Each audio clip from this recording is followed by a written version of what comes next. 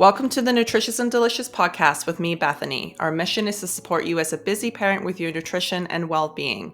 After all, at Nutritious and Delicious, we believe a healthy family starts with a healthy parent. So we actually have someone amazing here today. I'm super excited. We have Dr. Christina Burns. She is a doctor of Eastern medicine and a herbalist with a specialization in women's health and fertility. So she has actually founded a wellness institute in New York City that is focused on helping women achieve their optimum health through natural medicine practices. She is also the author of the Ultimate Fertility Guidebook and is a frequent speaker on the topic of women's health. She currently also resides in New York City with her husband and 3 children. So welcome. Thank you so much, Bethany, for having me. Yeah, so I'm excited today because we actually have a great topic, and this is one that I see a lot sort of in my clientele. This is all about easing body inflammation and stress, and this is with expert acupuncture for balanced wellness. So I would love for you to actually explain to everybody how you got started because you have a very unique story. Sure. I got started very early into this profession. When I was a teenager, I think when my hormones kind of came onto the scene, I started having all these terrible symptoms. Like I had insomnia, my knees hurt like really badly. They couldn't find anything wrong with me. I was falling asleep at the desk at school. The teachers hated me. And I just didn't have any energy, and I was a mess. I had acne. It was easy for me to gain weight, but I was super athletic because it didn't seem like there was something wrong. So there was, I had some issues from early on, and all the doctors just were like, "You seem fine. We don't know what to tell you." They're like, "Go on birth control or something." There was just nothing to do. And for the acne, they said to go on birth control, but no answers for anything else. And so I just kind of suffered for years until I started seeing a naturopathic doctor. Maybe I was like 18 or 19, because I was not raised on natural medicine. Like nobody taught me about that. I had to find my own way to it. So I was 18 or 19, I started seeing a naturopathic doctor. I started studying with an herbalist, and then suddenly this whole new world opened up to me. And I was like, wow, there are solutions here. And I didn't know that I, was maybe reacting to gluten and dairy, and, that maybe that was making my whole body ache and making my energy, off or what have you. So, I was basically super inflamed. I was exhausted. I was in pain. I had acne. And anyway, so I found my way to it, via first a naturopath and an herbalist. And then I started doing martial arts, and my martial arts instructor was an acupuncturist. And someone fainted in like the martial arts studio, and he like did some needles, and like the guy was like woke up, and it was just like this big magic trick. And he was also this tiny little man that could throw people across the room with barely touching them. So I was like, what does this guy have?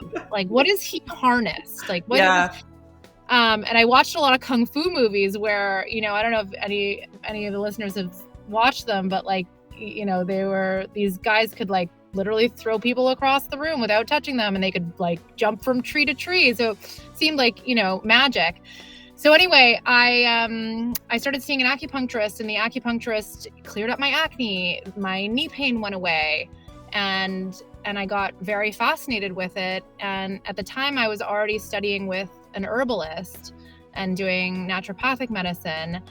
And as soon as I found out about the power of Eastern medicine, I pivoted. So I did 2 years of the Western natural medicine, and then I pivoted into Eastern medicine because I thought this is, I don't want to say more powerful, but it seemed like it to me. Yeah. I went through my education. I went off to Asia and, did some residency in the hospitals in China. And then I went and lived in the mountains with monks studying like Qigong martial arts and meditation and medicine with them, and spent a couple years there. This is obviously the, condensed version. And then went and worked in some rural clinics in India and Nepal. Eventually, it was time to make money and grow up. So I came back to Canada. I had a clinic there for a while, and then I ended up in New York. Wow. See, I told you guys she had a unique story. That's great. It sounds like you had a very similar experience to myself in terms of like the inflammation, how it started and everything. And you kind of went the medical route too, and then realized that's not really helping me so much. And then I think the Eastern medicine was the game changer for you by the sounds of it. It was a huge game changer. It was that and nutrition, because I was eating I went to boarding school when I was young, and my mom gave me candy to go to 7-Eleven when I was a kid. I had cavities, and then I went off to boarding school and I just ate pizza and pasta every day. Like I was just like full of gluten. Yeah. And I remember my health really taking a turn for the worse when I went to boarding school and was eating the cafeteria food, because I was like a kid, 13 years old, choosing what a 13-year-old would choose, and without any consciousness of it. And that's when I started to really get a lot of problems. Right. So yeah, and I believe that it had a lot to do with insulin resistance and inflammation, and it wasn't resolved until I learned how to manage it. Right. And that takes time. And I think what a lot of our listeners realize is I have a lot of clients that come to me and they're not sure what it is. They can't put their finger on it, because you think about all the food combined that we eat in a day. A lot of people are eating dairy and gluten, but it's in so many things. And like people don't realize, like they'll pick up a package and they'll be like, oh, it's meatballs. Of course it doesn't have anything in it. And then it's like contains like cheese and like breadcrumbs. And you're like, what? Like how does like it's meat? You know what I mean? So people don't realize everyday food like usually has something in there that's like usually highly processed. What have you noticed kind of within your industry in the last several years in terms of clients and inflammation and definitely stress in the body in the last several years?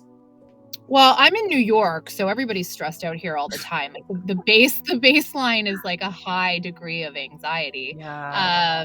So that's kind of always around. I definitely think like even more recently, just with like the world events like war, inflation, layoffs, like people are stressed out. Mm-hmm. As a working parent myself, I think that the juggle is real, and that we have a lot of challenges managing home and work both. And so I think that's very stressful. Just the sort of like rushing and being spread Yeah. thin is a big issue.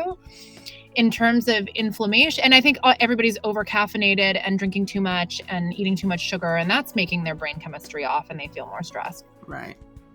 In terms of inflammation, we're in a very unique era, because with the onset of COVID a few years ago, and everything that came with it, I think that it's really altered our immune systems, and the level of inflammation is higher than I've probably ever seen it in my practice. Like I've never seen people have mast cell activation, allergies, inflammation in the way that I have in the last few years. So I would say there's always been inflammation. I've always been treating it, whether it be Right. pain or infertility, or other versions like headaches, that how inflammation manifests. But I would say I'm seeing a more unique and severe version of autoimmune disease and inflammation than I ever have, which I think is just what we've been exposed to in the last few years. Do you think it's the cycle? Because this is where I've sort of saw this myself with clients as well, as that they're stressed out, so therefore they're eating worse and they're eating more, and it's creating this cycle again. Now you're inflamed and you're stressed again, and it keeps going. That was a huge thing I noticed, was that people sort of didn't take care of themselves probably in a time where we really needed to, especially because most people were sick, getting sick around us. B, we're stuck at home breathing the same air in and out every single day, not getting enough fresh air. And C, we're not getting enough social interaction, and our mindset is going down the toilet. So for me, what I notice is a lot of clients are coming to me saying the symptoms of basically, I've gained weight, I can't get rid of it, it's stuck on me now. Like, and I think it's almost like they've taken a mindset with them. I don't want to say it's a poor mindset, but a new mindset with them of what they've kind of experienced. And I think people almost waiting for the other shoe to fall. What would you say? It's like the chicken before the egg. Would you say like the inflammation and stress are like hand in hand in a cycle? Which one's first? How do you see sort of people managing that? I feel like they're both coexisting all the time. Like I feel, we have a variety of viruses, bacteria, parasites living within us all the time, causing inflammation.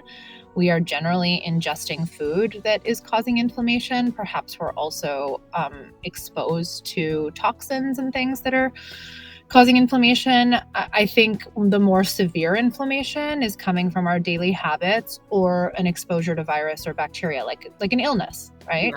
Um, and I do believe stress is not necessarily the cause of that, but it's an exacerbator, right? Because when we're stressed, we eat worse. We don't even stop to eat. Maybe we're just shoveling it in, and then our gut's getting inflamed, even if it's healthy food, just because we haven't chewed it.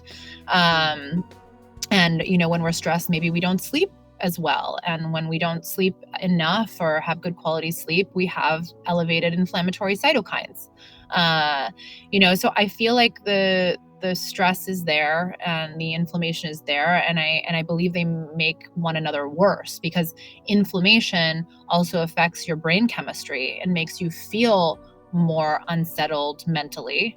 And so it's kind of, it's like back and forth, and maybe like a person has one more than the other. Maybe they're more stressed than inflamed, or they're maybe more inflamed than they are stressed. And so but I do find myself definitely treating both simultaneously in everyone. I wanted to point out too, because you mentioned this before to me, that it's not just the eating. So I want people to realize there's also like the drinking that has massively influxed as well over the years. And like you said, it's basically you're drinking liquid sugar or liquid carbs. So that's probably something as well that a lot of people think, oh, well, I don't eat poorly, but then you're not counter looking, sort of like, are you drinking pots of coffee in the morning and then drinking wine at night? Like that's kind of a regular go-to mom thing, unfortunately. Do you see that quite a bit? Oh yes, like it's sundown, let's have the wine, right? So there's like the liquid sugar component to that, and then in wine you have to also think about the sulfites, the histamine, the fact that this like fermented beverage will start to upset your gut bacteria and cause inflammation from your gut. So it's like your liver and your gut with wine and beer. I think wine and beer are bad. I also think dark liquors are bad. I don't think any booze is good, especially not if you're feeling emotionally unsettled or you're not feeling well. But certainly the lower sugar ones like vodka or tequila, which have become more popular these days, they have a bit less of an effect on the blood sugar and on inflammation, because they're also lower histamine, but they're still all bad. Like if you're trying to get well, booze is not helping you. It's the biggest reason for that for people when they kind of say, like, I think I know a lot of people know that, but on a level of terms of your liver, your body is trying to excrete that first from your system because it sees it as a toxin. So if you're eating food with it, a lot of the times the body is trying to get rid of the alcohol. And then people are wondering why, like, they're ending up gaining more weight. So just be aware of that too. And they also contain tons of calories as well, which are hidden in lots of different drinks. Not even that, just pop as well in general. Oh yeah, and it's so easy to drink calories. Like you don't realize how much you're taking down. Like I know plenty of women that can take down at least half a bottle, if not a bottle of wine, and guys that are having like 3, 4, 5 pints of beer. It really adds up, especially if you're doing it regularly. Like if you're drinking 2, 3 nights a week and you're trying to lose weight, like good luck with that. That is a big one as well for weight loss, and I've noticed that as well with clientele is they may not have poor eating, but they definitely, like the drinking side of it, like your body's not going to actually help you lose the fat stores. So with that, what would you say are some solutions to clients to actually help them manage this inflammation and stress? What would you advise to them? So with stress, I would say, I know you make a lot of the same recommendations, get rid of caffeine. If you have anxiety, then caffeine is just adding fuel to the fire. And if you can't get rid of caffeine altogether, at least switch from coffee to something that's like a little bit less stimulating, like a tea, for example. Sugar, I think, is poison for your mind. If you are, trying to settle your nerves, then sugar is just going to send you on a roller coaster. I feel the same way about refined foods. So, processed refined foods, because they're inflammatory, they will affect your stress levels too. Anything anything that creates brain fog is going to make you feel more stressed because you'll feel overwhelmed because you can't think straight. You can't function effectively. And so that's where the inflammation comes into it too. So I would say, directly for stress, practice mindfulness, meditate, exercise, get outside and get some, light on your face in the day. Yeah. Stop rushing as much as you can. Like, try to plan your schedule in a way that you do as little rushing as possible. And me, as a mom of 3 small children and with a business, I understand how rushing can be really hard to control. Yeah. Cut the caffeine and booze and refined things. And then on the inflammation side, it's a lot of the same stuff. Like, the sugar is very inflammatory. Refined foods are very inflammatory. I am a huge fan, obviously, of acupuncture for inflammation and stress. It's super, super effective. Like, you notice the difference immediately. Like, you'll feel calmer walking out of a session. You will lose a bunch of fluid weight, like a couple pounds. You'll go pee and get rid of it, because one of the symptoms of inflammation is fluid retention. And another thing that causes fluid retention is stress. Stress will, because of the way that cortisol works in your body, you'll retain fluids from that too. I really like herbs for inflammation and stress. I find that that's something, because acupuncture is something that's hard to kind of do very regularly. So herbal medicine is very, very effective for regulating your nervous system. Things like ashwagandha, valerian root. I'm a huge fan of Chinese herbal formulas, ones like Guipi tongue and Ganmai Dazao tongue. And I know that sounds very foreign to all of you, but these are amazing for mental health and can help you lower inflammation at the same time.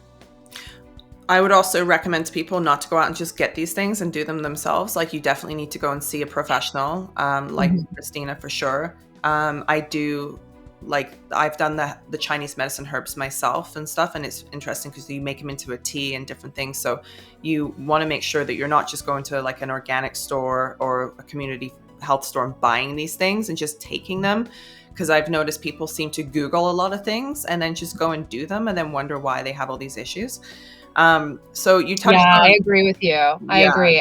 And it's like, it's so tempting because you're like, oh, those symptoms match. Like, it should be, it should work for me. But one person with anxiety may have maybe will respond well to a very different set of herbs and supplements than the next person with anxiety. Because maybe one person has more anxiety because their blood sugar is out of whack.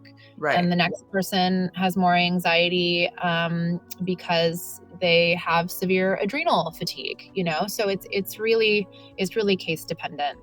Right. And that's where I think going to an expert and then finding this out for yourself is probably the first place to start. When you were talking about anxiety, I've heard so many people say to me, like, they're so anxious now after like years of obviously like all this stuff going on in the world. And that's where I think a lot of people have realized that they're trying to calm their anxiety, but they're not helping themselves, because like you said, the sugar addiction and the caffeine addiction, it just makes it so much worse. So I think if you can sort of start anywhere, is starting to minimize these things as much as you can. My tip on that with people is maybe put a schedule in place. That seemed to help me as well, is writing down sort of like the days that you're doing it, because then you can kind of keep track of a log and keep yourself accountable. And I think that way you're like, oh, I've been doing this for like 3 weeks. I haven't had caffeine, but come off things like that slowly. Cause like caffeine's one that where like if you come off completely and you've had like pots and pots of it like every day, you're going to start to get headaches and things. And you need to sort of gradually wean yourself off of these things. Otherwise you're going to feel terrible and go back to it like right away. That's great. What would you sort of add in there if someone is anxious, feeling stressed, and sort of how do they calm their nervous system down with like certain types of foods? And you said meditation as well. Like what would kind of be something where you would say to somebody, like, incorporate more things in? I mean, if it was food for anxiety, I like fat. I like literally, I'm like, eat a spoon of coconut butter. Yeah. Cause like fat sends signals to your brain to calm down. It's very grounding. Love that. Don't go eat a whole jar of peanut butter, but Yeah, like that's not permission. yeah, a Yeah. tablespoon or something is good, because people will tend to reach for the sugary thing. They'll get a high off the sugary thing, and then they'll have a crash, and then they'll be, in the same kind of place a little while later. So I like fat. I like protein. I think it's really, really grounding. And obviously trying to get off the roller coaster of the highs, the Yeah. caffeine, the alcohol, the sugar, the refined carbohydrates. In terms of mindfulness, I'm a huge fan of meditation. Obviously, living in Asia, I did a lot of that, and I still do.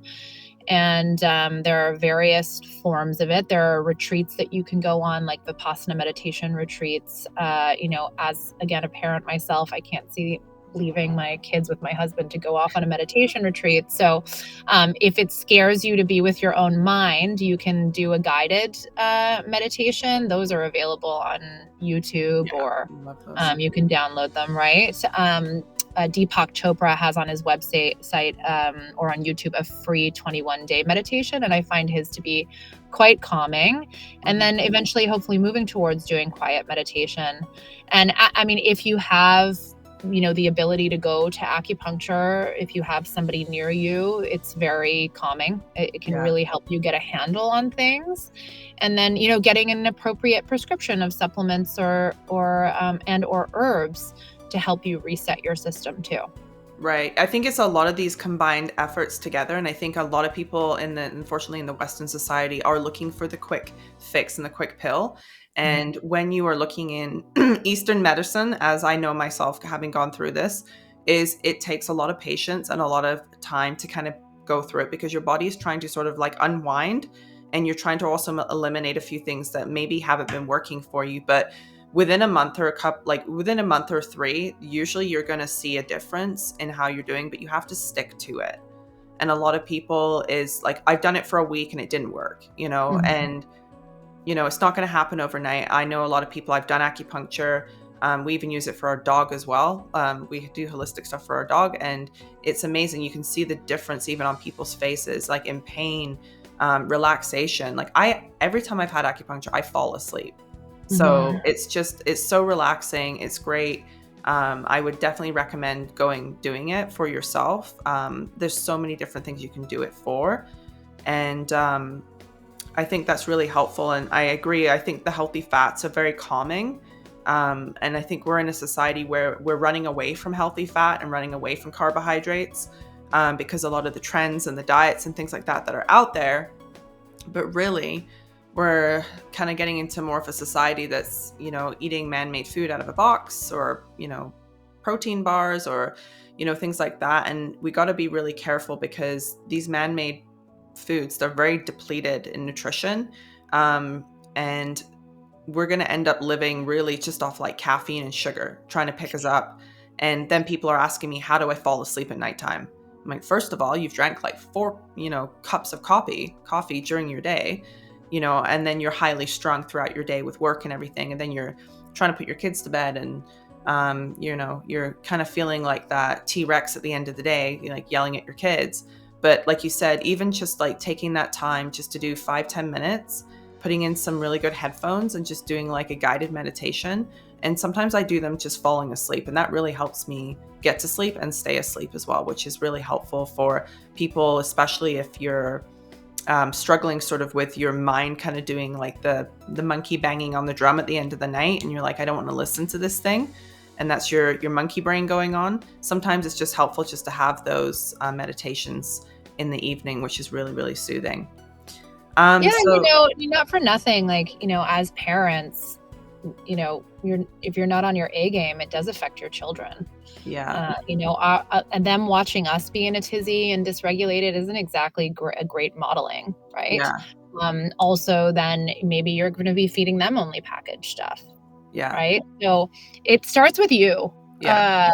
And then that you'll be modeling the good, sort of a better mood and a like more balanced energy, and be able to, better prepare things and teach your kids how to eat and live.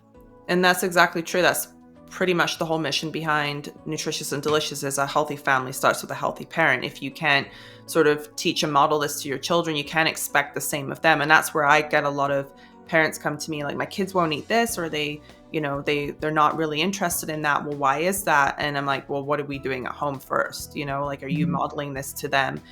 Because they will show interest in these things as well if you are doing them as well. And kids will definitely model our behavior, as well as the foods and everything as well that we're eating and not eating, right?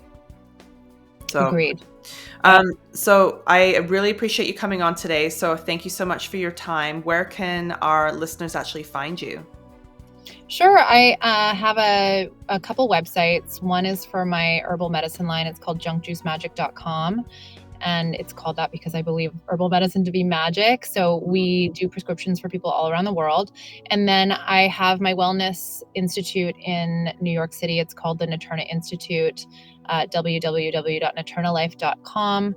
If you ever wanted to do, consultations, either virtually or in person on everything holistic and herbal consultations also. You can also just DM me at Dr. Christina Burns or at Naturna_life. Love it. So I'm going to put that in the show notes for everybody so they can actually contact you. So I appreciate you coming on and giving us all of your expertise today. Thanks so much for having me, Bethany.